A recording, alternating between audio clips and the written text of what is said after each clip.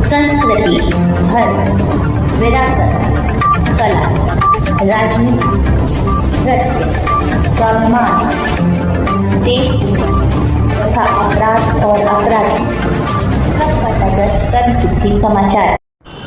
नमस्कार, कर्म सिद्धि समाचार में आपका स्वागत है। जब लड़ाई अस्तित्व की हो, वजूद की हो, तो सामने आना ही पड़ता है। मिटकर भी अगर कुछ बचाया जा सकने की उम्मीद हो तो स्वयं को दांव पर लगाना पड़ता है। इसी आवाज़ के साथ अनिश्चितकालीन धरने पर बैठने को मजबूर किसान, सुप्रीम कोर्ट ने आदेश की भी कर रहे हैं अधिकारी अवहेलना, नहीं मिल रहा है किसानों को हक। भारतीय किसान परिषद के CEO नोएडा प्राधिकरण के साथ मीटिंग में किया गया वादा, 5% के लगभग 550 प्लॉट, जिसमें 40 प्लॉट तुरंत और 268 प्लॉट अक्टूबर लास्ट तक, बाकी दिसंबर लास्ट तक मिलेंगे। परंतु यह वादा भी किसानों से किया गया झूठा। 10 प्लाट और आबादी निस्तारण के लिए 450 से 1000 मीटर शासन में अभी भी लंबित है, जिसका कारण विरोध करने पर मजबूर हैं किसान। प्रशासन के कान में नहीं रेंग रही जूं। देखिए भारतीय किसान परिषद के राष्ट्रीय अध्यक्ष सुखवीर खलीफा से ये खास बातचीत। नमस्कार, मैं हूं दीपिका सक्सेना और आप देख रहे हैं कर्म सिद्धि समाचार। मैं इस वक्त मौजूद हूं जिला अधिकारी कार्यालय गौतम बुद्ध नगर में। जी हां, जहां पर सड़क आप मेरे पीछे देख सकते हैं। पीछे की साइड में जो मैं कहूंगी, अनुरोध करूंगी, दिखाइए ज़रा सा कि किसान जो हैं वो आज किस तरह से यहां बैठने पर मजबूर हैं। आपको बता दूं कि जो किसान हमें अन्नदाता होते हैं, जो किसान हमें खाने के लिए गेहूँ अनाज का उत्पादन करते हैं और पूरे देश को इससे जागृति मिलती है और पूरे देश जो है वो इनके उगाए अन्न से पेट भरता है, अपना लालन पालन करता है। वो किसान आज किस उद्देश्य को लेकर यहाँ बैठे हैं? हमारे बीच में किसान नेता सुखबीर सिंह जी मौजूद हैं। आइए करते हैं उनसे बातचीत। देखिए ये खास खबर।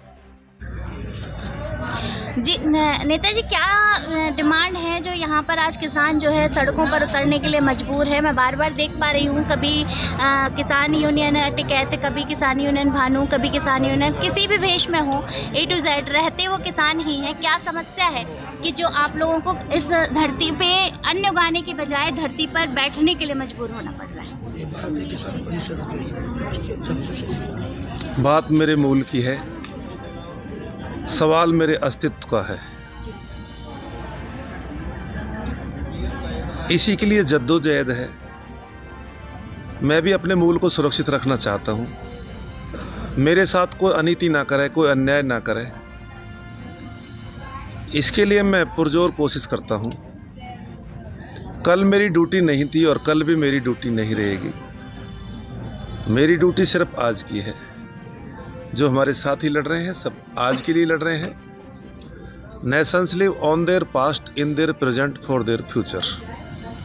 हमेशा राष्ट्र भूत को आधार बनाकर वर्तमान में भविष्य के लिए सब जीते हैं। तो हम भी, हमारा भूत का अनुभव ऐसा है कि यहाँ के अधिकारी जो आते हैं, यहाँ जो भी नेतागण हैं, जो भी अपने आप को ऊंचे लेवल का बताते हैं, दबदबा दिखाते हैं और पूरी तरह से एक लूट का अड्डा बना हुआ है गौतम बुद्ध नगर। आप अनेकों जगह, कितने यहाँ प्राधिकरण हैं, कितने संस्थान ऐसे हैं जो अलग अलग जमीन को ले रहे हैं और उनकी अपनी अपनी शर्तें हैं। सरकार उनका पूरी तरह सहयोग कर रही है, क्योंकि जो आका बैठे हैं उनको भी खाने पीने के लिए मिलता है। सही मायने में सारे भारत में अगर कोई जिला ऐसा है जिसमें किसानों को सबसे ज़्यादा शोषण हुआ हो, तो मैं कह सकता हूँ वो गौतम बुद्ध नगर जिला है। ठीक है, बाहर के लोग आते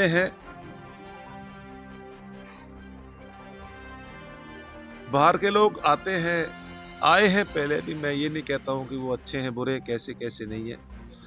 आज हमें संतुष्टि इस बात को लेकर है कि हम सब यहाँ मूल निवासी हैं। सभी जितने लोग बैठे हैं, जितने लोग इस संयुक्त मोर्चा को चला रहे हैं, जो इस अपनी भूमिका निभा रहे हैं, इतनी मुझे संतुष्टि है। वो सब मेरे मूल के निवासी हैं, गौतम बुद्ध नगर के वासी हैं। बस पूरी दृढ़ता के साथ में, पूरी सच्चाई के साथ में, जो हमारे करार इन निकम्मों के साथ में हुए हैं, प्राधिकरणों के साथ में हुए हैं, एनटीपीसी के साथ में जो भी करार है, हम कोई खैरात नहीं मांगते। हम ये समझते हैं कि दीनता एक मानसिक दुर्बलता है जो दूसरों की दया पर जीने का प्रलोभन देती है, और स्वाभिमानी व्यक्ति कभी दीनता को अपने जीवन में स्थान नहीं देते। तो निश्चित तौर पर कोई दीनता का भाव नहीं है, कोई मांगने का भाव नहीं है। अब ये अति नहीं तो क्या है।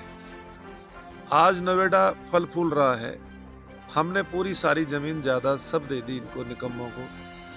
आज इन्होंने हमारे घरों को भी अधिग्रहण कर लिया है। लड़ाई जहां शिक्षा के लिए होनी चाहिए थी, लड़ाई जहां रोजगार के लिए होनी चाहिए थी, आज हम लड़ रहे हैं अपने घरों के लिए।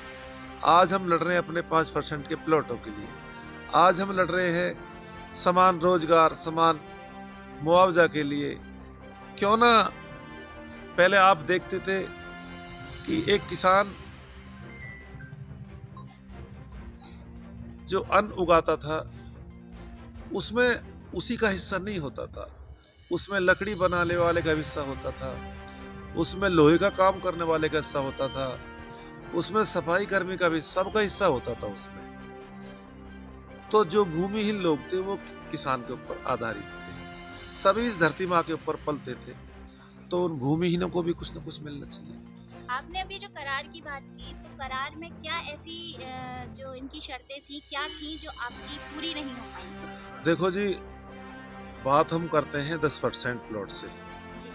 हमारा इन्होंने 90% का हमको जमीन का मुआवजा दिया, 10% हमारा जमीन पैसा नहीं दिया कि आपको प्लॉट देंगे।